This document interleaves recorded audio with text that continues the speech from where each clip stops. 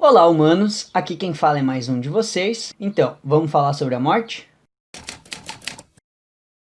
Embora as pessoas falem muitas vezes como se não fizessem parte da natureza, na verdade somos um de seus produtos, e portanto estamos dependentes dela.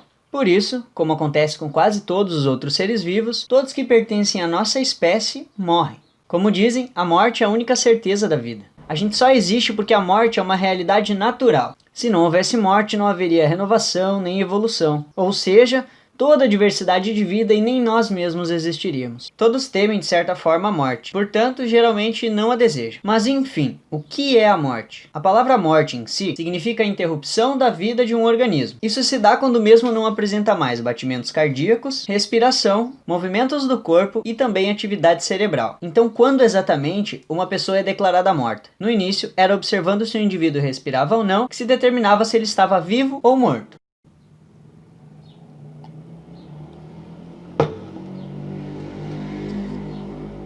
Filha da puta. Mortos estariam os ineptos a essa função essencial, a única da qual o corpo humano não pode resistir mais do que alguns minutos. De fato, privado de oxigênio por 4 ou 5 minutos, nosso cérebro costuma sofrer danos irreversíveis. Mas outros órgãos são bem mais resistentes à hipóxia. O coração, por exemplo, é um deles, capaz de bater por até 25 minutos depois que a última molécula de oxigênio deixou os pulmões, e até mesmo fora do corpo, quando é retirado cirurgicamente, graças às suas células autoexcitáveis. Da diversidade de resistência ao oxigênio que os diferentes tecidos do organismo apresentam, resulta que a morte é um fenômeno de alta complexidade, e não está mais restrita aos limites do último suspiro. Depois, com a invenção do estetoscópio, a presença de batimentos cardíacos ou não passou a ser o que determinava a presença de vida. Mas com o avanço da reanimação cardiopulmonar, do uso da ventilação mecânica e da transplantação de órgãos, a morte passou a ser determinada por uma perda total das funções cerebrais ou do tronco cerebral.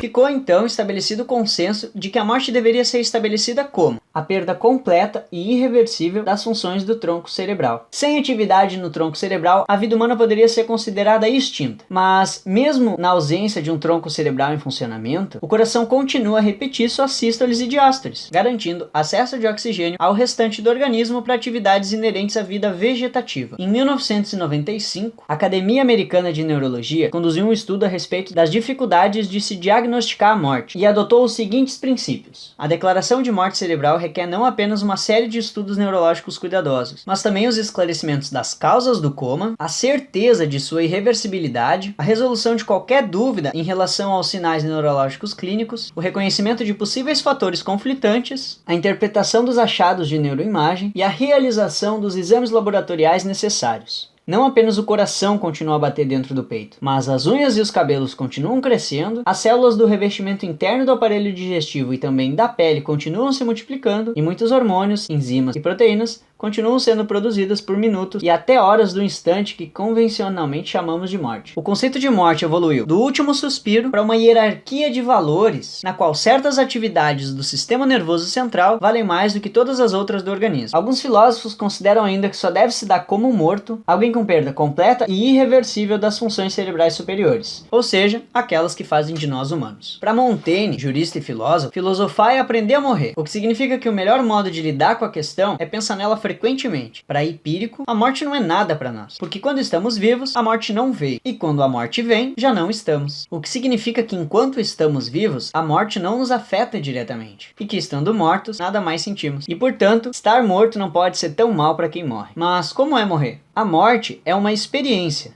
Morrer é o processo que conduz a estar morto, portanto, ocorre em vida e pode ser experimentado. Quando se diz que a morte de alguém foi muito longa, usa-se o termo no sentido de morrer. Estar morto é um processo que ocorre após a morte, ou seja, não faz parte da vida. A morte está entre o morrer e o estar morto.